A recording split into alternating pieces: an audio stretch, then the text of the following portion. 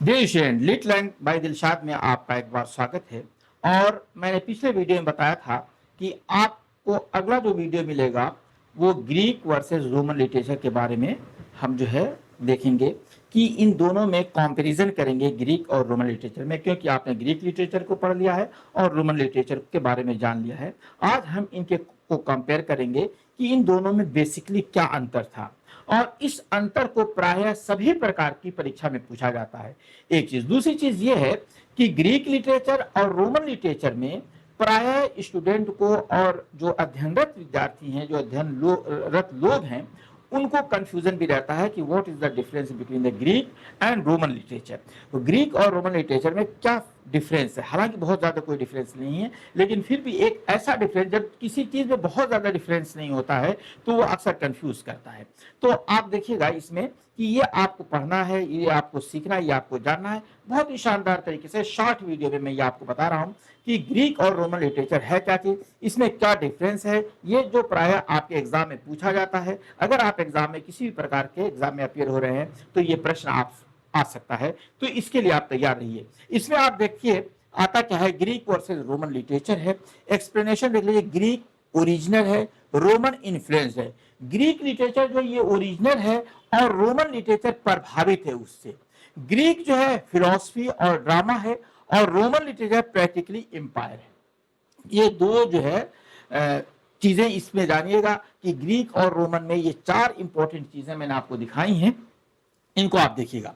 अब इसमें क्वेश्चन अगर आप आता है कि what is the difference between Greek and Roman literature, तो इसमें क्वेश्चन है, आप इसको देख लीजिए कैसे आता है। Greek and Roman literature are closely related but different in style and purpose. इसके जो पर्पस है और इसकी स्टाइल है ये डिफर है। Greek literature is original and focuses on philosophy, drama and mythology. ये फोकस करता है किस पे? फिलॉसफी पे, ड्रामा पे और माइथोलॉजी पे, अर्थात मिथ पे ये फोकस करता है। Roman literature is influenced by Greek words, उससे प्रभावित है, एंड इम्फेसाइज और जोर देता है प्रैक्टिकलिटी। जो प्रैक्टिकलिटी है अर्थात जो हमारा जीवन में जो प्रायोगिक चीजें होती हैं उस पर बात करता है, ड्यूटी पे, कर्तव्य पे बात करता है, एंड रोमन एम्पायर पे बात करता है। Both have contributed greatly to the development of western literature and cultural tradition. ये दोनों चाहे ग्रीक हो चाहे रोमन हो, इन लोगों ने कंट्रीब्यूट किया है, बहुत बड़े लेवल से कंट्रीब्यूट किया है डेवलपमेंट में, वेस्टर्न लिटरेचर के डेवलपमेंट में इनका कंट्रीब्यूशन है, इनका योगदान है। एंड कल्चरल ट्रेडिशन, और जो इनके ट्रेडिशन है कल्चर के, उसमें भी इनका योगदान है। अगर इस पे लॉन्ग क्वेश्चन आपसे पूछा जाता है तो कुछ इस तरीके से लॉन्ग में आंसर देना होगा। तो इस तरीके से आप आंसर देंगे कि Greek and Roman literature are two important parts of classical literature. ये ग्रीक और रोमन लिटरेचर जो है ये दो इंपॉर्टेंट पार्ट्स हैं ऑफ क्लासिकल लिटरेचर के। ध्यान दीजिएगा वर्ड क्लासिकल लिटरेचर का। क्लासिकल लिटरेचर क्या है, मेरे बहुत से वीडियोस में मैंने इसको डिस्क्राइब किया है। मेरा क्लासिकल लिटरेचर वाला न्यू क्लासिकल लिटरेचर पढ़ लीजिएगा, क्लासिकल लिटरेचर पढ़ लीजिएगा, उस पर है। But they differ in their characteristics and focus. ये डिफर होते हैं इन देयर कैरेक्टरिस्टिक्स, अपनी विशेषताओं में ये अंतर है थोड़ा सा, और ये जो फोकस जिन चीजों पे करते हैं उनमें भी अंतर है।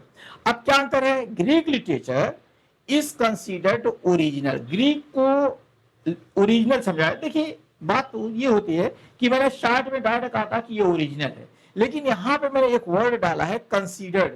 इसे माना जाता है कि ये ओरिजिनल है। इट मींस ये ओरिजिनल हो भी नहीं सकता है। बात ध्यान दीजिएगा।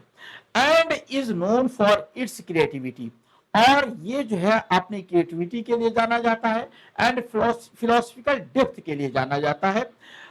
आगे देखिए, इट इंक्लूड्स इपिक पोएट्री। इसमें सबसे इंपॉर्टेंट चीज है कि इसमें इपिक पोएट्री का वर्णन होता है, इसमें इपिक पोएट्री को ज्यादा शो किया गया है, ड्रामा को दिया गया है, and the philosophy with strong focus on mythology, human nature and moral question.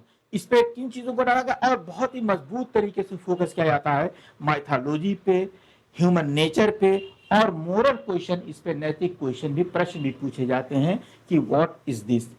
ये देखिए सबसे इंपॉर्टेंट चीज होती है नैतिक प्रश्न। अगर आप नैतिक प्रश्न नहीं पूछते हैं तो ये बहुत अहम बात हो जाती है।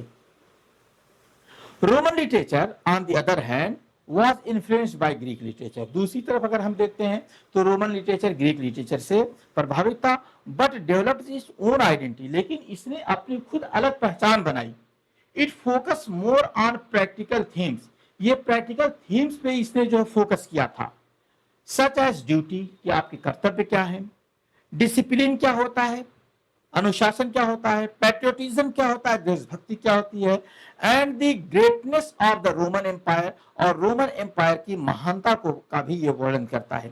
Roman writers adopted Greek forms but use them to express Roman values and idea. उन्होंने रोमन जो राइटर जो थे ग्रीक फॉर्म्स को एडॉप्ट किया था, लेकिन इन्होंने एक्सप्रेस जो किया था रोमन वैल्यूज और रोमन आइडियाज को उसमें प्रस्तुत किया था। आगे बढ़ते हैं। Greek literature is more imaginative, Greek literature जो है वो इमेजिनेटिव है, काल्पनिक है, एंड एक्सप्लोर और शो करता है, डेवलप करता है, दिखाता है डीप फिलोसफिकल कॉन्सेप्ट, और ये एक डीप फिलोसफिकल कॉन्सेप्ट को शो करता है। While Roman literature is more structured, ये स्ट्रक्चर्ड है, अर्थात ये एक ढांचे में ढला हुआ है, and focus on real life issues, और रियल लाइफ के बारे में ये बात करता है, जो आदमी का जीवन है उसके बारे में बात करता है और उसके मामला पे बात करता है। Both traditions include important works of poetry and prose, दोनों चाहे ग्रीक लिटरेचर हो चाहे रोमन लिटरेचर हो, ये जो बोथ जो ट्रेडिशन है ये इंक्लूड है, इनमें समाहित है important works of poetry and prose, poetry और प्रोज के इंपॉर्टेंट वर्क इसमें शामिल है। Thus Greek and Roman literature together form the foundation of western literature. ये क्या है, इस प्रकार से अगर हम देखते हैं तो ग्रीक और रोमन लिटरेचर साथ ही साथ क्या करते हैं, together form the foundation of western literature, western literature की एक फाउंडेशन है, ये जो है क्रिएट करते हैं, एक शानदार तरीके से इस बात को क्रिएट करते हैं। आगे क्या कहता है, tradition and have a great influence later writers and literary movement across the world, और फिर क्या कहता है, बात के जो इन्फ्लुएंस करता है आगे आने वाले राइटर को, लिटरेचर को, और जो भी उसमें मूवमेंट था उसके जो है ये अक्रॉस द वर्ल्ड, पूरी दुनिया में जितने भी जो लिटरेरी फॉर्म्स है, लिटरेरी राइटर्स है, उन सबको ये जो है फोकस करता है, उनको डेवलप में सहयोग करता है। दोस्तों ये था, अगर आपको जो है वीडियो पसंद आया हो तो लाइक कीजिए, शेयर कीजिए, लिटिल लैंग्वेज बाय दिलशाद को सब्सक्राइब कर लीजिए ताकि आपको नोटिफिकेशन मिलते रहें, और आप इस तरीके के वीडियोस पाने के लिए, कुछ और तरीके के वीडियोस पाने के लिए इंग्लिश लिटरेचर पर आप कमेंट कीजिए, मैं आपको उस पर वीडियो दूंगा। मिलते हैं अगले वीडियो में, अगला वीडियो भी आपका बहुत शानदार होगा, उसके लिए आप सब्सक्राइब कर लीजिए ताकि आपको नए नोटिफिकेशन मिलते रहें। Thank you.